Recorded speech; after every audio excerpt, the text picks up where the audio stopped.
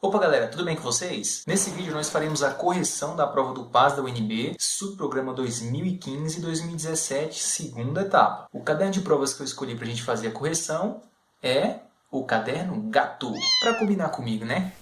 Então vamos logo para o slide.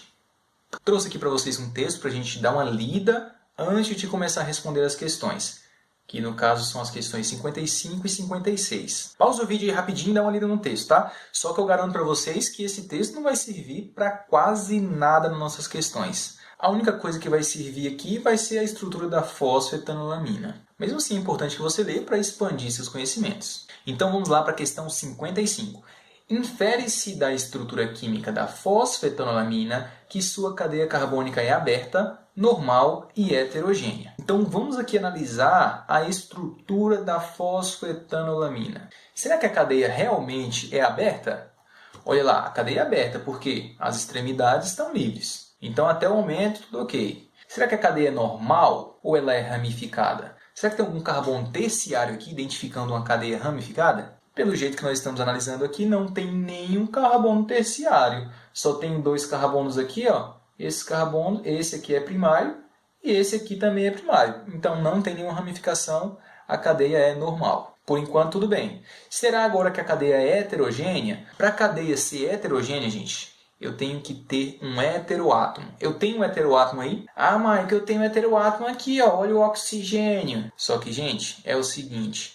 Para ter um heteroátomo, esse átomo, diferente de carbono, tem que estar entre dois carbonos. Eu tenho algum átomo diferente de carbono entre dois carbonos aí, eu só tenho carbono aqui e aqui. Não tenho nenhum átomo diferente entre carbonos. Se não tem heteroátomo, a cadeia é homogênea. Por isso que a questão 55 está errada. Ao invés de ter uma cadeia heterogênea, eu tenho uma cadeia homogênea. Vamos para a questão 56. Assinale a opção que corresponde à fórmula da fosfetanolamina sintética preparada com carbonato de magnésio. Vamos analisar as opções aqui. Nós temos aqui um magnésio e um contraíon. Na letra B também um magnésio e um contraíon. Na letra C e na letra D. Primeiramente vamos analisar a tabela periódica. Olha lá, ó.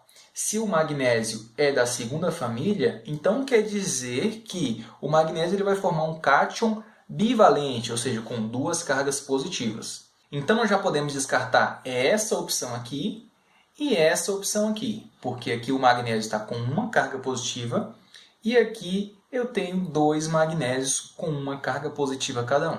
Vamos observar o seguinte, esses dois hidrogênios aqui são hidrogênios ácidos, então quer dizer que esse hidrogênio pode ser perdido. A cada hidrogênio que eu vou perder, eu tenho uma carga negativa. Se eu perco um hidrogênio, eu tenho uma carga negativa. Se eu perco esse outro hidrogênio, eu tenho duas cargas negativas. Michael, então pode ser tanto um como o outro, porque eu tenho carga negativa nos dois. Mas olha só o seguinte, esses dois hidrogênios estão no mesmo ambiente químico. A gente pode então anular essa e considerar o item C como o item correto, porque aqui é a estrutura mais lógica para perdas dos dois hidrogênios ácidos, tá? Então vamos para a próxima. Aqui eu já tenho um texto para vocês que vai servir para a gente resolver as próximas questões. Esse texto fala sobre aquele mosquito, a Aedes aegypti. Olha o barulhinho dele.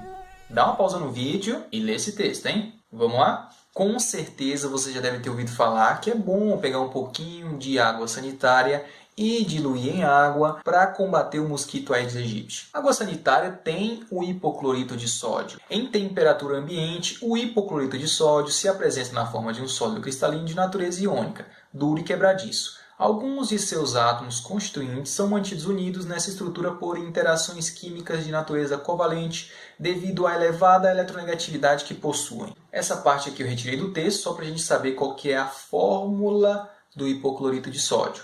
É NaClO. Vamos ver aqui, gente. O hipoclorito de sódio é formado por um cátion, que é o cátion sódio, e o ânion, que é o ânion hipoclorito, ClO.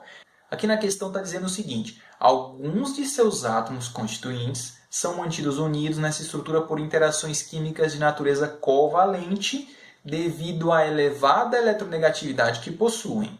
Observem aqui que o cloro e o oxigênio são elementos muito eletronegativos. Por conta disso, olha só o que acontece. No ânion hipoclorito, eu tenho uma ligação covalente entre o cloro e o oxigênio. Então até agora tudo certo. Alguns dos seus átomos constituintes fazem ligação covalente, no caso aqui do ânion hipoclorito. E a razão por que eles fazem esse tipo de ligação é porque eles são muito eletronegativos. Não confundam o seguinte, aqui nós temos ligação iônica entre um cátion e um ânion, ligação iônica. Agora entre dois ametais aqui, nós temos ligação covalente. Então após toda essa análise, a gente pode dizer que a questão 83 é correta.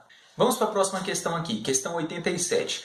A ação larvicida do HClO decorre de sua elevada força ácida quando adicionada ao meio aquoso. Esse ácido aqui, o HClO, é o ácido hipocloroso. O texto que vocês leram lá atrás fala sobre ele, tá? Então aqui está dizendo que o ácido hipocloroso é um ácido forte e por isso que ele tem ação larvicida. Vamos analisar isso daí? Trouxe para vocês aqui alguns oxiácidos, ácidos que têm oxigênio na composição. Então observe aqui que eu trouxe para vocês o ácido nítrico, o sulfúrico, o perclórico, o carbônico e o hipocloroso, que é o da questão. Então observe aqui que o ácido nítrico tem oxigênio na composição, o sulfúrico também, o perclórico, o carbônico e o hipocloroso. Um macetezinho aqui é o seguinte para a gente descobrir se um oxiácido é forte ou fraco.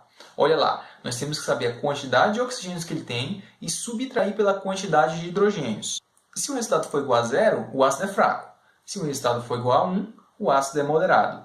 Se for igual a 2, o ácido é forte. E se for 3, o ácido é muito forte. Então vamos lá, vamos fazer aqui para o ácido nítrico. Quantos oxigênios? Tem 3, Maico. 3 menos 1 hidrogênio dá 2. Então o ácido é forte. E o sulfúrico? 4 oxigênios menos 2 hidrogênios dá 2. O ácido também é forte. Vamos para o ácido perclórico. Eu tenho 4 oxigênios menos 1 hidrogênio, dá 3. O ácido é muito forte. E o ácido carbônico? Eu tenho 3 oxigênios menos 2 hidrogênios. Eu tenho um ácido moderado. Só que aqui é o seguinte, o ácido carbônico é um ácido fraco, porque o ácido carbônico é um ácido instável. Ele vai se decompor em gás carbônico e água, tá? É a única exceção aí dos oxiácidos para esse macetezinho. Agora vamos para o que nos interessa, que é o ácido hipocloroso. Nós vamos fazer o quê? Subtrair a quantidade de oxigênios pela quantidade de hidrogênios.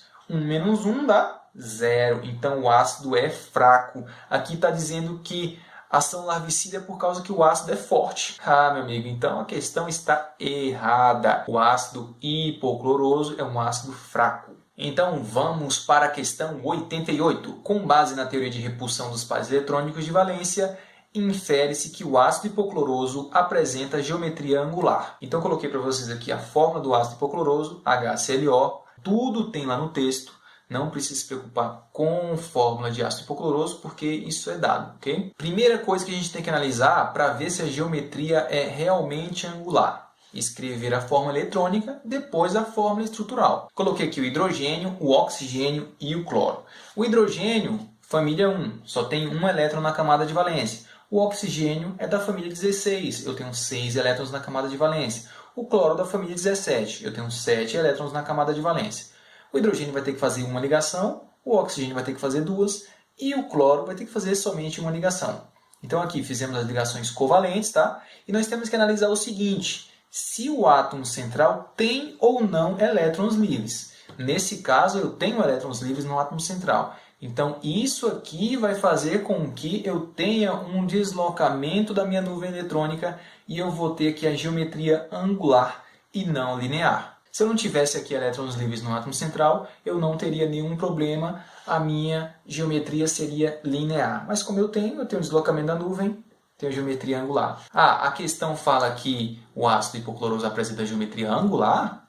Então a questão está correta. Então é isso, galera. Se você gostou da correção aí da prova da segunda etapa do subprograma 2015-2017, você deixa seu gostei aqui embaixo, se inscreve no canal, assiste a parte 2 e a parte 3 da correção. É isso aí, falou e tchau!